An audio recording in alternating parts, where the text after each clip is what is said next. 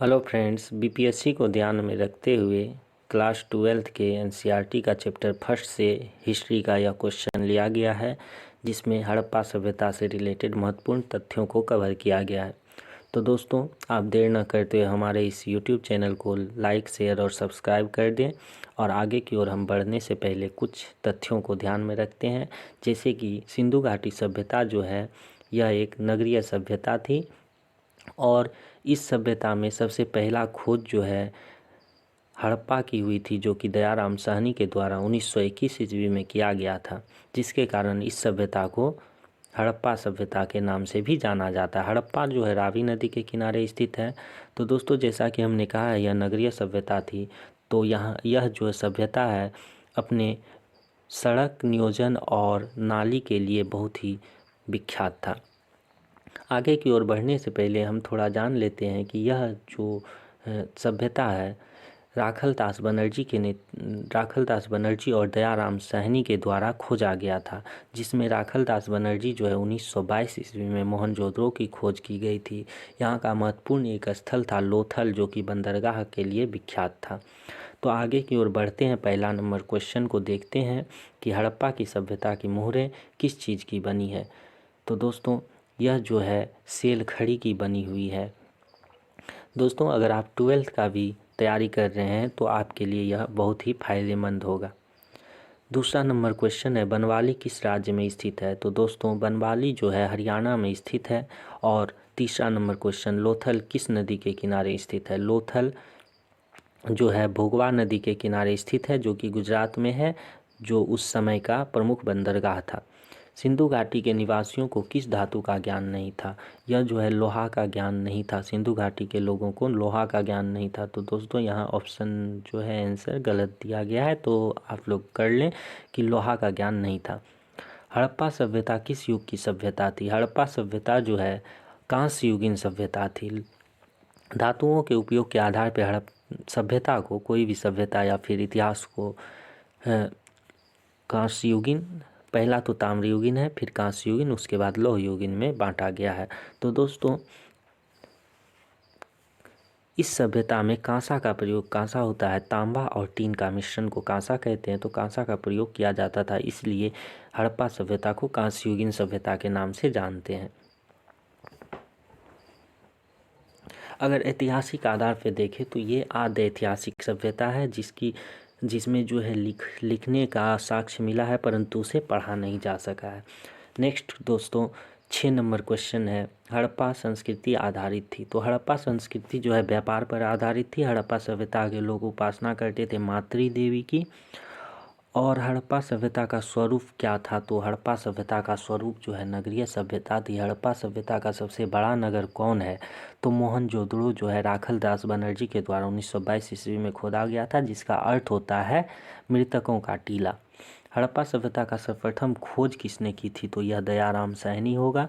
हड़प्पा किस नदी के किनारे स्थित है। तो दोस्तों, हड़प्पा जो है रावी नदी के किनारे स्थित है, जो कि पंजाब में, पश्चिमी पंजाब उस समय का और अभी का जो है पाकिस्तान के पंजाब में स्थित है।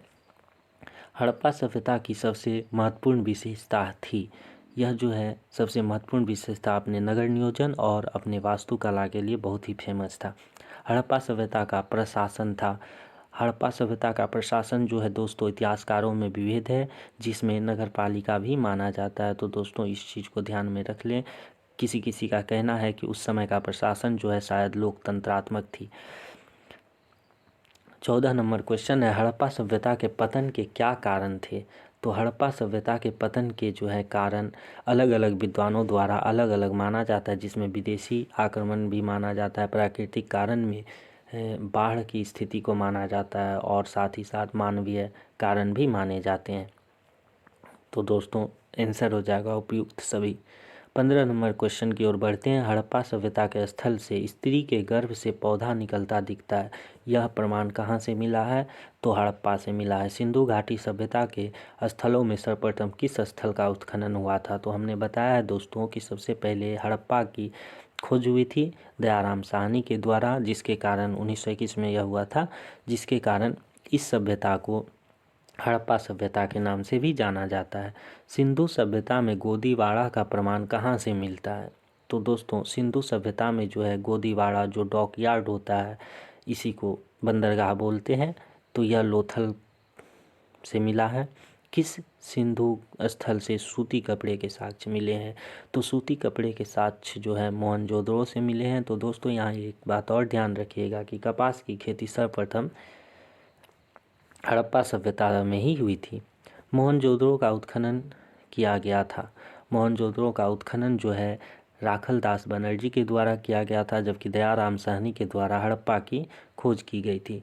मोहनजोदड़ो किस नदी के किनारे बसा हुआ था? तो मोहनजोदड़ो जो है दोस्तों सिंधु नदी के किनारे और रावी नदी के किनारे हड़प्पा बसी हुई थी। मोहनजोदड़ो किस भाषा का शब्द है? तो यह सिंधी भाषा का शब्द है जिसका अर्थ होता है मृतकों का टीला। लोथल जो है गुजरात में स्थित है दोस्तों।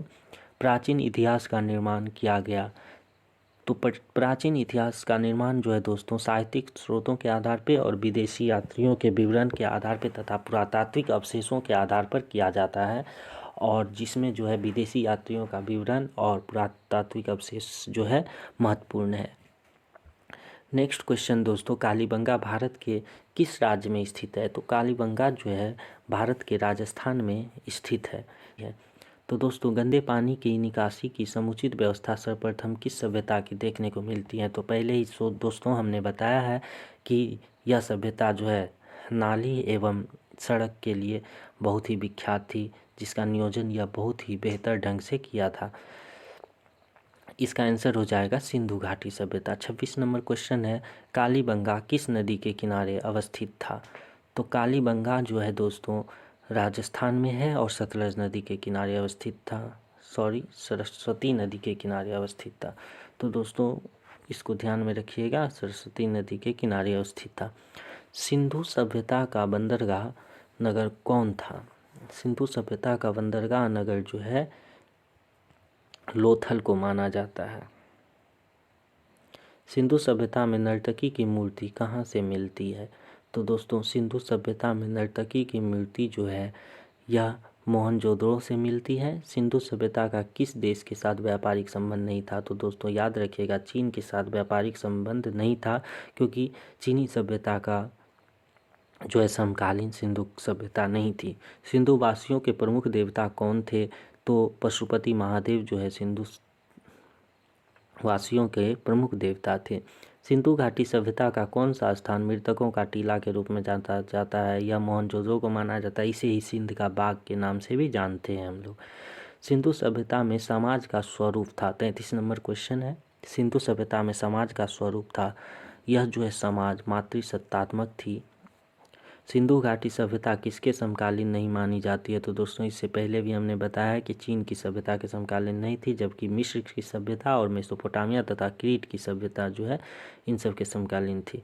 सिंधु सभ्यता का क्षेत्रफल किस आकार का था? तो यह वृत्ताकार था, त्रिभुजाकार था दोस्तों, त्रिभुजाकार, जिसमें उत्तर में जम्मू कश्मीर से लेकर के दक्षिण में महाराष्ट्र और पूरब में जो है यूपी के दैमाबाद से लेकर के बलूचिस्तान तक फैला हुआ था। किस सिंधु स्थल में महिला और पुरुष एक साथ दफनाया गया था? तो दोस्तों ये याद रखिएगा रोपड़ जो है यहाँ पे ऐसा प्रमाण मिला है। तो दोस्तों प्रमाण जहाँ जहाँ भी साक्ष्य मिले हैं इन साक्ष्यों को ज़्यादा ध्यान देना है। सिंधु घाटी सभ्यता में विशाल स्नानागार के अवशेष कहाँ से प्राप्त हुए? तो ये मोहनजोदड़ो से प्राप्त हुए हैं, जो कि बहुत ही बड़ा उस समय का नगर था। विशाल अन्नागार भी यहाँ मिला है। सिंधु घाटी सभ्यता को जुड़वा राजधानी कहा जाता है। हड़प्पा और मोहनजोदड़ो को जो है जुड़वा राजधानी के नाम से जाना जाता है। राखल दास बनर्जी को मोहनजोदड़ो के अवशेष किस वर्ष मिले थे? तो दोस्तों हमने बताया है कि मोहनजोदड़ो जो है 1922 ईस्वी में, जबकि हड़प्पा सबसे पहले खोजी गई थी 1921 ईस्वी में। तो दोस्तों इसका सही आंसर सी नंबर हो जाएगा। 40 नंबर का क्वेश्चन है कि हल के से जुते हुए साक्ष्य कहाँ मिलते हैं? तो दोस्तों यह भी जो है आपको कालीबंगा इसका राजस्थान में आंसर हो जाएगा। नेक्स्ट क्वेश्चन 41 नंबर देखते हैं, पशुपति महादेव की मुहर में निम्न में से कौन सा जानवर नहीं पाया गया? तो यह क्वेश्चन बहुत ही इम्पोर्टेंट है, जिसमें शेर सही आंसर हो जाएगा कि इससे मुहर में जो है महादेव की मुहर में शेर का मतलब चित्र नहीं है। नेक्स्ट क्वेश्चन दोस्तों 42 नंबर, किस स्थान से शतरंज की तरह के खेल के प्रमाण प्राप्त हुए हैं? शतरंज की तरह के खेल के जो प्रमाण है दोस्तों, यह लोथल से प्राप्त हुए, जो कि डॉक यार्ड था उस समय का।